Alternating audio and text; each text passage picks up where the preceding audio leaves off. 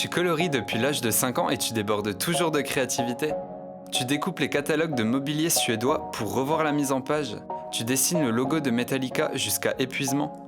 Viens en DNMAT Graphisme. Tout d'abord, qu'est-ce que le design graphique ? D'après le dictionnaire, le design graphique est une activité de conception qui vise à mettre en œuvre et coordonner la réalisation d'une communication visuelle combinant images et textes sur imprimé ou sur écran. Bon, en gros, le design graphique t'envoie tous les jours sans le savoir. Par exemple, sur une affiche, dans un livre, sur un site, dans un générique ou même sur ce texte. Le diplôme national des métiers d'art et du design, ou le DNMAT de son petit nom, est justement une formation en 3 ans préparant comme son nom l'indique au métier d'art et du design.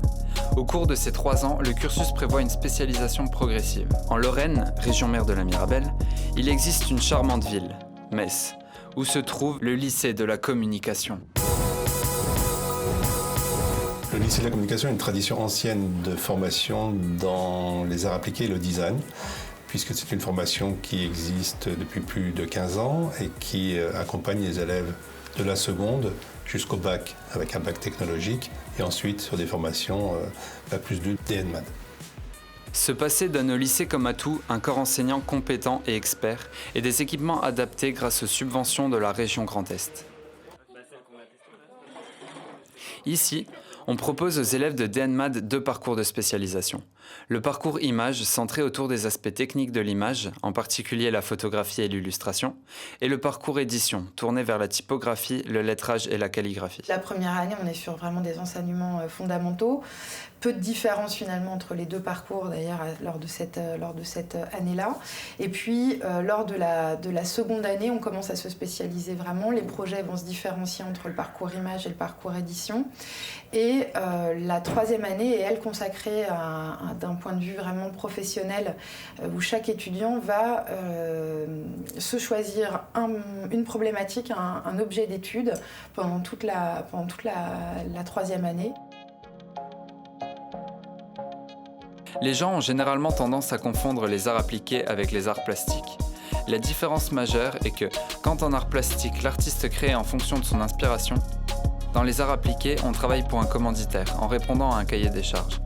Tout au long de leur formation, les étudiants sont amenés régulièrement à réaliser des projets pour des clients réels ou fictifs afin de s'entraîner à répondre à leurs exigences. On va travailler sur des plaquettes, des affiches, des catalogues d'expos, des livres. On va aussi travailler sur des chartes graphiques avec des créations de logotypes et puis déclinaisons un peu pour le web, donc fournir des chartes graphiques à des clients potentiels ou à de réels clients si les demandes se font auprès du lycée de la communication. Une autre méthode d'enseignement utilisée en DNMAT pour dynamiser le temps de formation est le workshop. Un workshop, on pourrait traduire ça par une séance d'atelier, c'est le principe de l'atelier collaboratif. L'idée, c'est de travailler de façon assez dynamique sur un temps court. L'idée aussi, c'est de travailler en groupe. Ça s'articule souvent autour d'une thématique ou d'un projet très précis, sur un temps qui n'est pas un temps vraiment scolaire. Lors de ces ateliers, les élèves sont donc plus libres dans leur organisation, comme lors de ce workshop portant sur le dessin de caractères. À travers ce I, on a pu décliner un N, dans laquelle on a après décliné plusieurs lettres, le M, ensuite on est parti, on a fait le O. Au cours de cette formation, tu auras aussi l'occasion d'acquérir des connaissances théoriques, comme la culture des arts, du design et de la technique, l'économie-gestion et les langues, mais aussi des connaissances pratiques, en particulier dans l'utilisation des logiciels de design graphique. Cela te donnera une plus grande autonomie. Bon, c'est très bien, les études ont l'air très intéressantes, passionnantes, mais qu'est-ce qu'on peut faire après ? Mais ils ont toutes les compétences requises pour être graphistes, en agence ou tout seul. Ils peuvent être typographes ou dessinateurs de caractères, mais cela va nécessiter une poursuite d'études. Ils peuvent devenir directeur artistique, mais de la même manière, ça va nécessiter d'aller jusqu'au master.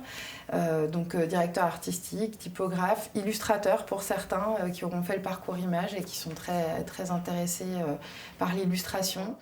En plus, être titulaire de ce diplôme, c'est avoir un grade de licence reconnu dans toute l'Europe.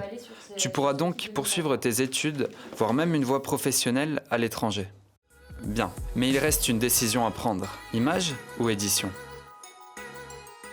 Le parcours image, c'est pour une formation en fait, qui va être orientée sur l'acquisition des qualités, des particularités sémantiques de l'image. Donc on va faire plus de photographie par exemple, on va travailler plus sur l'illustration, on va travailler sur des séquences narratives. On veut quand même former des graphistes qui vont être polyvalents.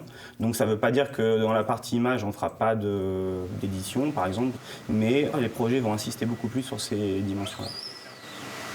Voilà, super.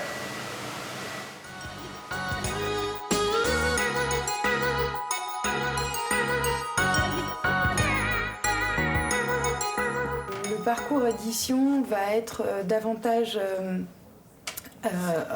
orienté sur tout ce qui est support éditoriaux imprimés, hein, comme son nom l'indique. Donc les étudiants vont être amenés à concevoir des flyers, des dépliants, des livres, éventuellement les principes graphiques de collection de livres.